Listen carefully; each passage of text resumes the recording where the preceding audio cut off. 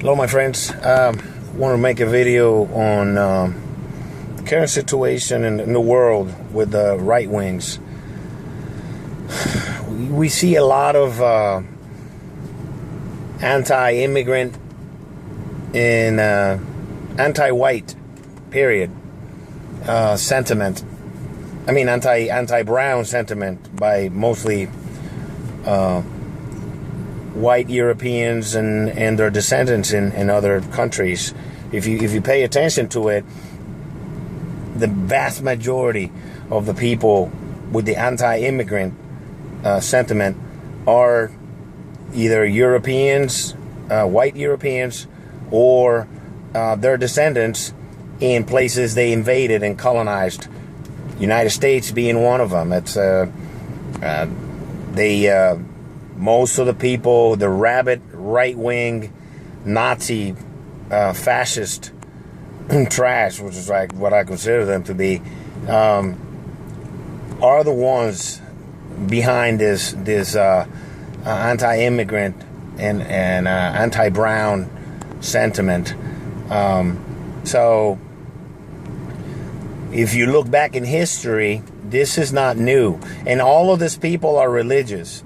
If you think back to the Nazi Party, they were hand in hand, this close, with the Catholic Church. And first treaties that they signed were some of the first treaties they signed were with the Catholic Church.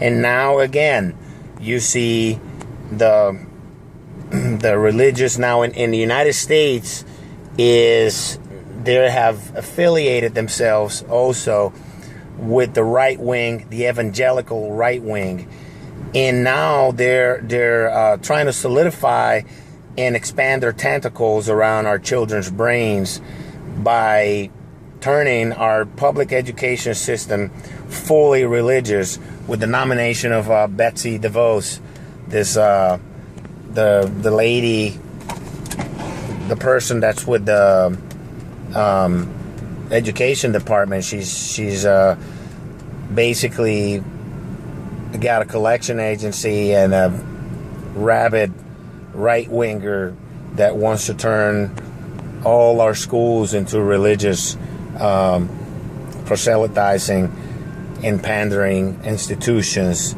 to wash the brains of our children.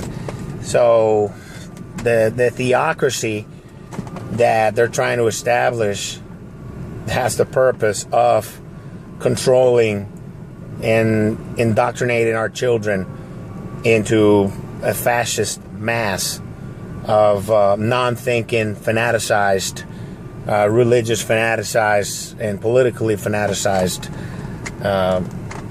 individuals. So how do we fight this? We fight this by opposing the religious indoctrination of our children. How do you stop? We stop supporting churches who are right wing. We start with them, namely most of them are Baptists. They're Southern Baptists. There's people. Stop supporting Southern Baptists.